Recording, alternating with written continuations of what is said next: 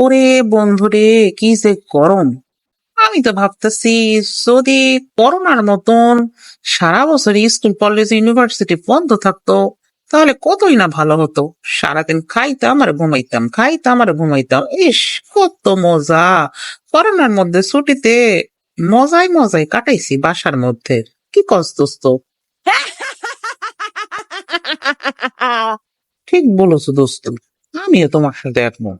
এই কথাটা না আমারও মাথার মধ্যে এসেছে, কিন্তু আবার পরে ভাবি, এত ঘরে বসে থেকে কি করব? আর বর্তমান দিনে এত লেখাপড়া কইরেই বা কি হইবে? চাকরি বাকরির বাজার তো নাই। করলে ব্যবসা করা যাইতে পারে, কিন্তু ব্যবসা করলে এত লেখাপড়ার দরকার আছে নাকি?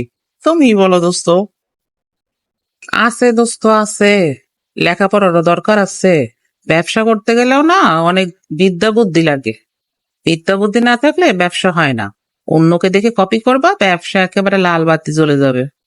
অতএব শিক্ষা গ্রহণ করলেও সুশিক্ষায় শিক্ষিত হতে হবে। ওই গুটি কয়েক সার্টিফিকেট ঝোলাই ভরে রাখলাম, কাঁধে কাঁধে নিয়ে ঘুরলাম, আর আমার মধ্যে কোনো শিক্ষা নেই, মনুষ্যত্ব নেই, এই ধরনের শিক্ষা গ্রহণ করার থেকে না গ্রহণ করাটাই বেটার বলে আমি মনে করি বন্ধু। হ্যাঁ বন্ধু, তুমি মনে হয় ঠিকই বলতেছো। আমার ধারণাটাই আসলে ভুল। শোনো দোস্ত, ভুল করা ভালো, কিন্তু এক ভুল বারবার করা ঠিক না। অতীত থেকে না সবসময় শিক্ষা নিবা, বুঝছো? অতীতকে কখনোই বর্তমানে রিপিট করবা না। রিপিট করলে তোমার বর্তমান ভবিষ্যৎ দুইটাই নষ্ট হবে। Past is past.